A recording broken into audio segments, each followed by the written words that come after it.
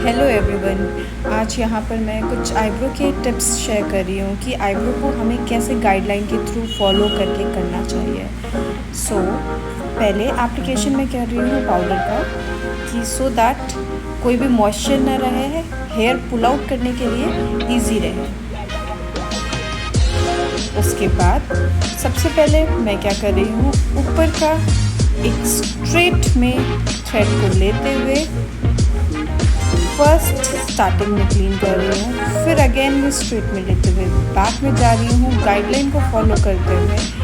फिर मैं एक आर्च शेप क्रिएट कर रही हूँ। इंक्लाइन की सिर्फ एक्स्ट्रास थी, but how to move thread ये सबसे इम्पॉर्टेंट है। फिर मैं क्लाइंट का स्किन होल्ड करा रही हूँ जिससे कि उन्हें कटने के निशान ना फील हों। सबसे पहले आईब्रो करते हुए सबसे इम्पॉर्टेंट स्टेप है, आप आईब्रो को होल्ड करें, ब्रो बोन की तरफ ले जाएं, ऊपर से ही सिर्फ स्ट्रेच करें, नीचे से क्लाइंट को होल्ड करने के लिए ना बोलें। जैसे ही आपका फ्रंट एरिया क्लीन हो जाता है, क्योंकि नोज़ एरिया पे बेसिकली हमें प्रॉब्लम आती है कि हेयर क्लीन नहीं होता है, उसी गाइडलाइन को फॉलो करते हुए हम बैक में आएंगे। मैंने फ्रंट में उतना क्लीन नहीं किया है बिकॉज उनके स्टार्टिंग में ही गैप था, तो हम उस चीज़ को फॉलो करते हुए ही काम करेंगे। पता चला हम एक हेयर रिमूव करने के चक्कर में वो गैप ज़्यादा विजिबल हो, आईब्रो पतली लगे, उससे बेटर है कि आप नेक्स्ट टाइम के लिए उसे छोड़ दें। फिर मैं थ्रेड को उसी एंगल में फॉलो करते हुए साइड्स क्लीन कर रही हूँ, और फिर सेकेंड टाइम मैंने बीच से होल्ड कराया है एक आर्च शेप देते हुए, एंड फिर मैं उसको क्लीन करा रही हूँ हेयर्स को। कभी भी होल्डिंग का तरीका सबसे इम्पॉर्टेंट होता है एक आईब्रो को क्रिएट करने के लिए। अगर आप होल्डिंग का तरीका सही से नहीं क्रिएट कर पाते हैं या फिर क्लाइंट से नहीं करा पाते हैं, तो टेक हेल्प ऑफ अदर्स। फिर मैं सीजर से एक्स्ट्रास कट कर रही हूँ। फिर मैं मिडल क्लीन कर रही हूँ। मिडल का direction end of the nose को ही एंगल लेकर के क्रिएट करके करेंगे और थ्रेड पे कंट्रोल रखेंगे। सेम मैं दूसरी आईब्रो कर रही हूँ, उसमें भी मैंने क्या किया है, स्ट्रेट थ्रेड को लेते हुए मैं हेयर रिमूव कर रही हूँ और आर्च शेप को ध्यान रखते हुए ही थ्रेड को चला रही हूँ।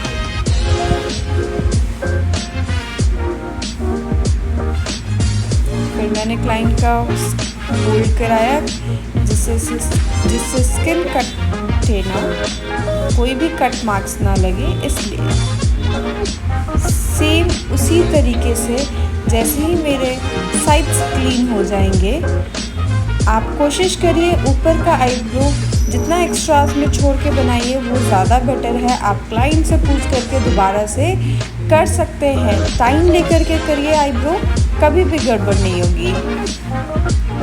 सबसे पहले मैंने फ्रंट क्लीन किया,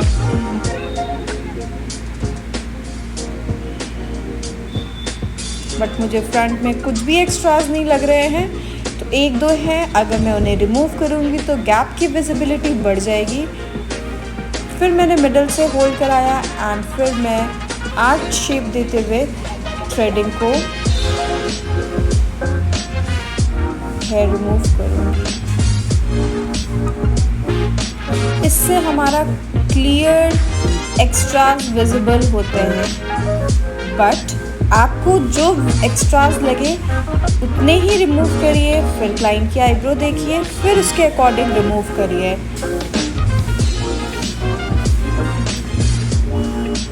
उसी को एक्स्ट्रास को फॉलो करते हुए हमें एक्स्ट्रा हेयर रिमूव करना है एंड पूरे जो भी एक्स्ट्रास है वो प्रॉपर्ली रिमूव करना है, सो दैट वो नीट एंड क्लीन लगे।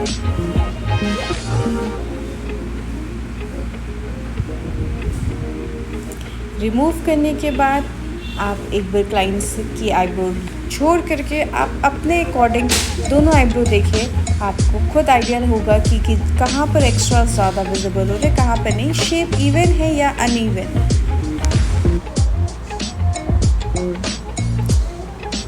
फिर मैं एक्स्ट्रास देख रही हूँ, कहीं पर विजिबल तो नहीं है, क्लीन आईब्रो विजिबल है या नहीं है।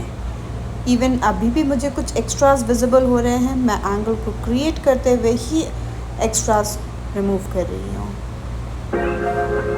Thank you. Follow for more. For any inquiry, visit to our salon #Bronze Studio Unisex Salon and Academy, which is in Lucknow, Alambag.